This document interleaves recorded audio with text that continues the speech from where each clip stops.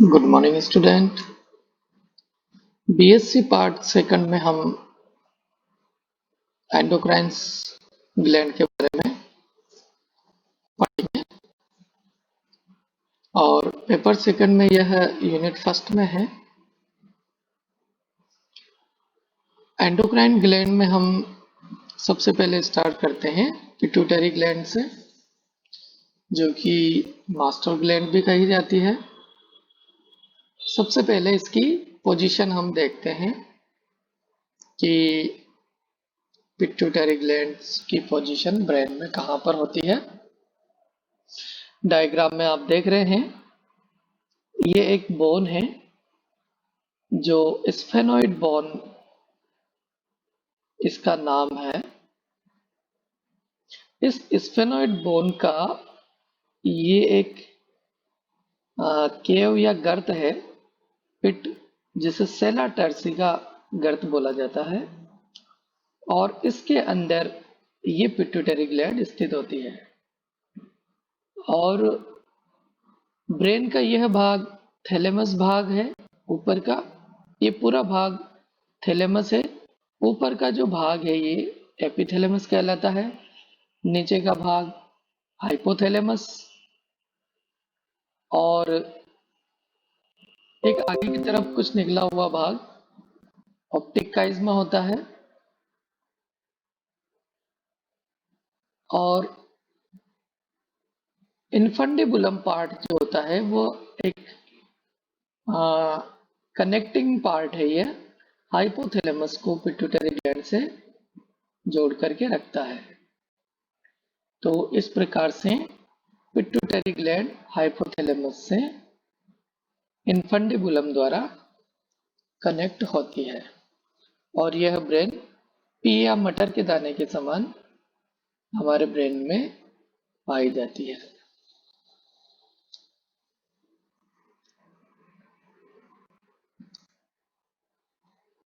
Pituitary gland जो है वो,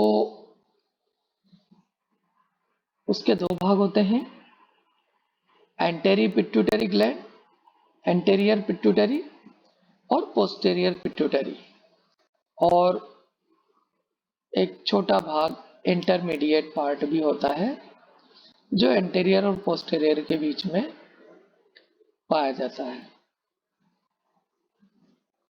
डायग्राम में आपको पिट्यूटरी ग्लैंड की स्ट्रक्चर नजर आ रही है।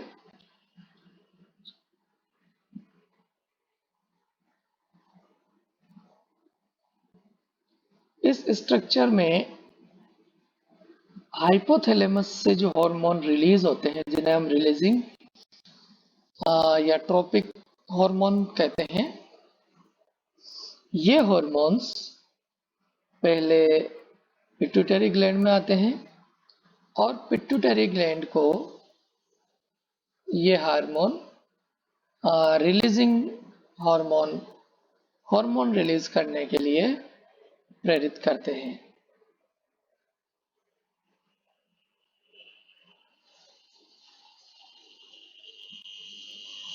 The pituitary gland in human is a pea-sized gland that sits in a protective bony enclosure called sella turcica. In many animals, these three lobes are distinct. The intermediate is avascular and almost absent in human beings. Intermediate part जो होता है वो humans में लगभग अनुपस्थित होता है या बहुत छोटा होता है। The intermediate lobe is present in many animal species, in particular in rodent, mice and rat, that have been used extensively to study pituitary development and function. In all animals, the fleshy glandular anterior pituitary is distinct from the neural composition of the posterior pituitary, which is an extension of hypothalamus. तो posterior pituitary जो होता है वो hypothalamus का एक प्रकार से extension होता है। It is composed of 3 lobe. Pituitary gland में 3 लोब होते हैं, anterior pituitary, intermediate and posterior lobe. सबसे पहले हम एंटेरियर पिट्यूटरी की बात करें तो the anterior pituitary arises from an invagination of the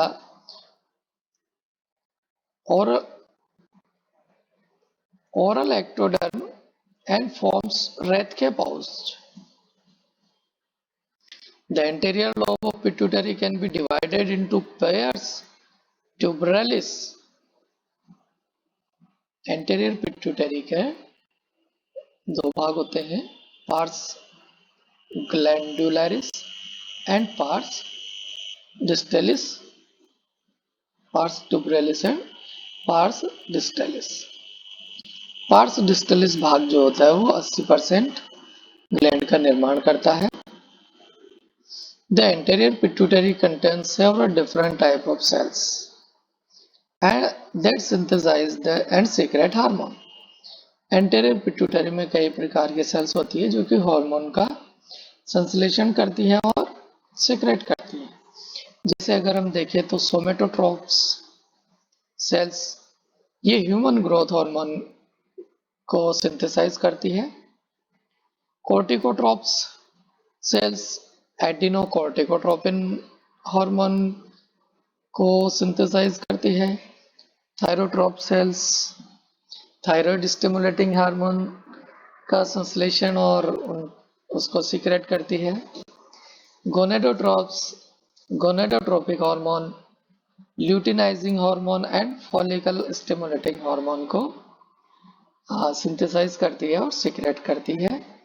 इसी प्रकार से लैक्टोट्रोप्स सेल्स प्रोलैक्टिन हार्मोन को सिंथेसाइज एंड सीक्रेट करती है। Thank you.